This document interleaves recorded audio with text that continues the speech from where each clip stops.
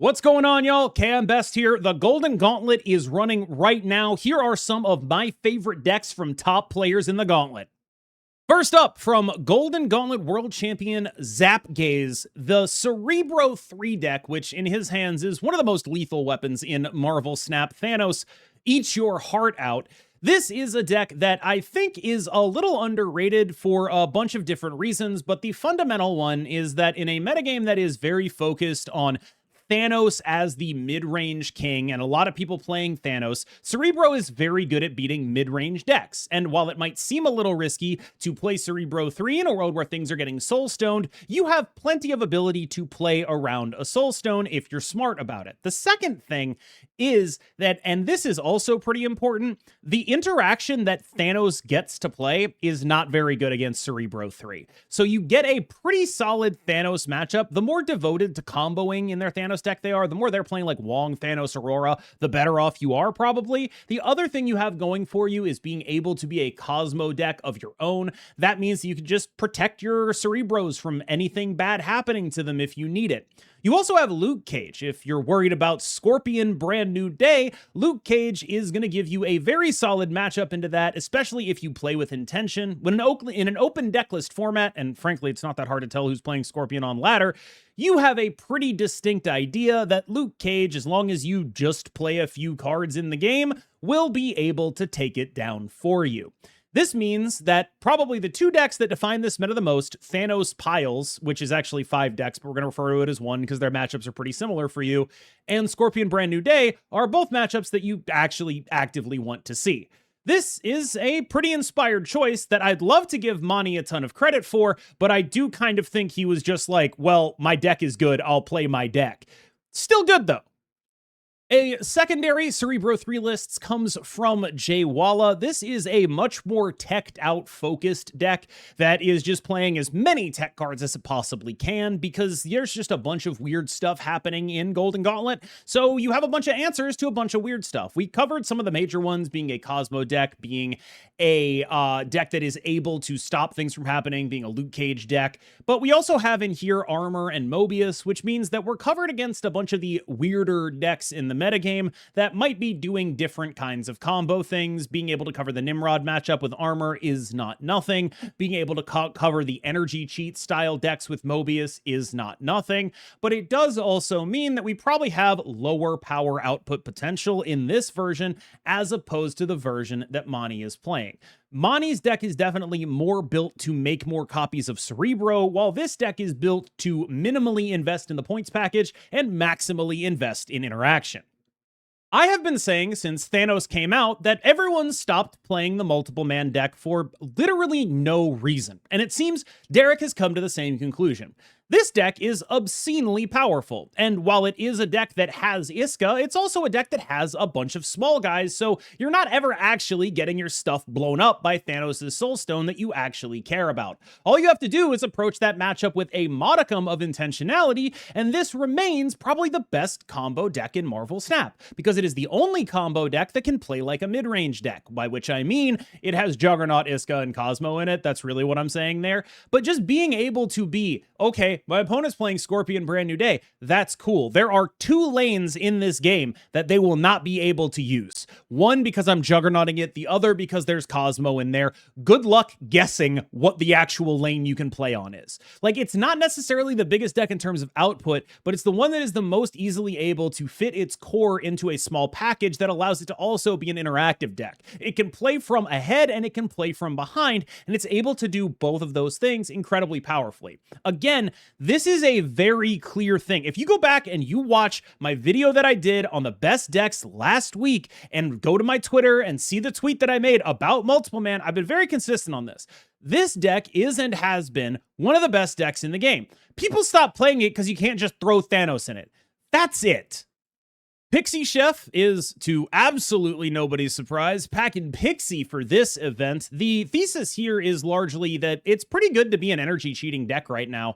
There's not a lot of Mobius. I know we talked about one C3 deck playing Mobius, but one of the big things that I've felt in this metagame is definitely that if you're cheating energy like Sarah style, Warlock style, She-Hulk style, not a lot of people are there to stop you, and you can build your deck with a lot more intentionality than the people that are cheating their energy Wiccan style, because they need to do a lot more to get to the point where they're cheating that energy, where all you need to do is skip turn 5, right? And you know if you're going to be able to do that or not, because this is an open decklist tournament, so you're very fully aware. And what you're just going to say is, I don't care about any of my cards. What's actually happening is on the final turn of the game, I'm playing 80 power. And then you play 80 power. And your opponent who is playing Thanos loses to the part where you played 80 power. And that's really it, right? Like, that is the whole thing that's going on here.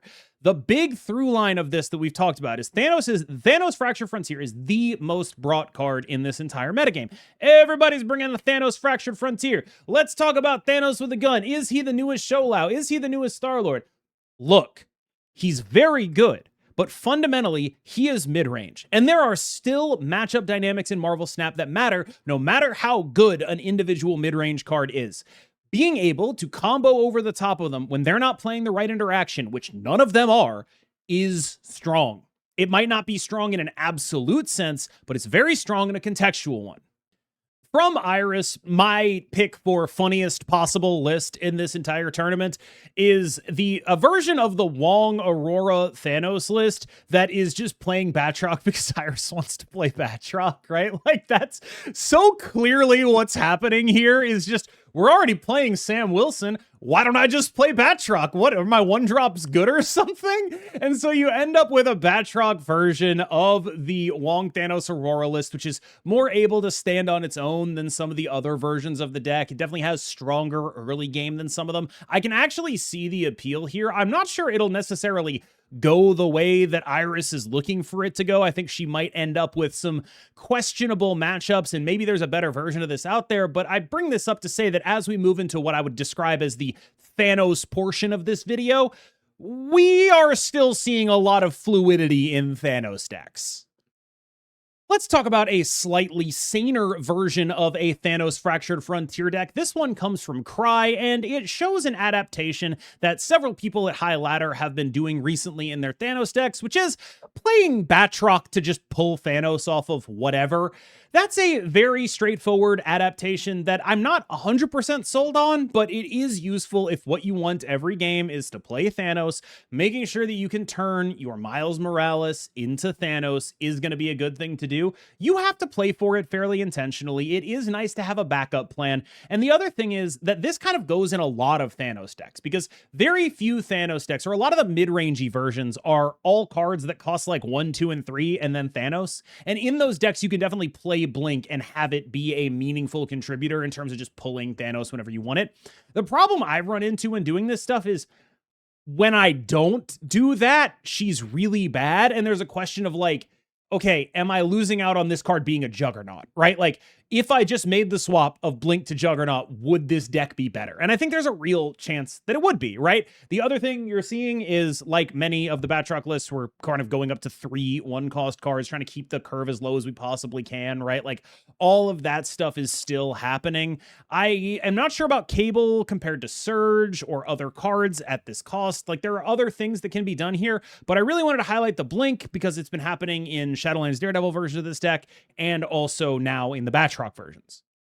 A second contender for funniest possible Thanos list comes from Fudge, where the idea is just, all right, okay, what if we played every tech card that killed something in the entire game? This is stats Thanos midrange without Shadowlands Daredevil, without any gimmicks, no gimmicks whatsoever. We are just playing an old school midrange deck and we put Thanos in it. Elektra blowing up a Batroc. Love it. Shadow King blowing up whatever has green power. Love it. Elektra actually is kind of a good call out. Again, a lot of decks are just playing 1-cost cards. There's a lot of Hydra Bobs, a lot of Spider-Men running around. You can actually just do good things with that, especially against the Shadowlands Daredevil decks. Mercury Cannonball. Sure. Why not? Guess what Thanos Time Stone does? It lets you play them on the same turn. So now my final turn can be Mercury, Cannonball, and whatever. That's pretty cool. I actually think that there might legitimately be something here. This is a super old school mid-range deck. This is basically a bunch of cards from 2025, and then also Thanos is there. Like, that's the idea. This is how a mid-range deck worked before we had stuff like Batroc to make us feel stupid about playing a 2-3 on turn 2. This is what real Marvel Snap used to be like. We play a 2-3 and a 3-5, and we feel great about it because on the back end we have Cannonball Mercury. From W, a Golden Gauntlet champion, we have a very unique Thanos deck. I've been looking for the Thanos sauce, so to speak. I did not expect to see a Thanos deck with Domino in it. This is very unexpected for me. All of this stuff is super weird, but I can see what it's doing for him in terms of allowing him access to more resources. There's really interesting choices in here. Hard tech against multiple ongoing things with both Rogue and Enchantress in the deck. A lot of ability to have buffs with Venus, Karen Page, Jane Foster. These are cards you're going to copy with Thanos, Marvel Boy for the stones. The stats seem pretty clearly accounted for here. This is a deck I'm really excited to see, and I'm really rooting for W to do something, because one of the things in the back of my mind going into this tournament was, is there a good Thanos list? Because it's really good to be able to pack Reality Stone, just have an answer to Magic decks as part of your kit. I just haven't found one that actually makes sense as a points package. And this is really compelling to me. I don't know if it's going to work, but when I look at it, I see a new twist on the archetype that I haven't tried, and it could work. From Andrevar, this would be, I would guess, something pretty close to the stock Thanos list. I mean, it's 11 out of 12 cards, the version that I did a video on a couple days ago, but he has replaced Iceman with Echo as a way of making sure that Wong games do not get too out of hand, so your opponent can't Cosmo them, basically. That's reasonable. It can cut off your ability to Thanos the Wong, but it leaves you the ability to Aurora the Wong, which is a pretty smart thing to do, because that's just a very powerful play on its own. You don't need 3 Wongs for Wonging an Aurora to actually make sense. So I think that's a pretty clever adaptation. I don't like losing Iceman. I've been really happy with the benefits that Iceman provided me, but I think it's a pretty solid deck. This is probably like pretty close to the stock list at this point. I wouldn't be surprised if Iceman, for me at least, made it back in over Hydra Bob, but maybe that's just me over-indexing for the disruption that Iceman provides. Either way, very straightforward point package. There's the combo line of Wong into Thanos with the blue and the red stone, gives you 3 Wongs, play Aurora there. But this is pretty classic Andrevar deck building of saying, like, look, we're not going to be able to do that against a real human being with a functioning brain. We're going to need to play it a little bit smaller, and then against the combo decks that have no interaction, then we'll be able to pull that off. And so that's what the Echo is doing here, and I think it's a pretty clever adaptation.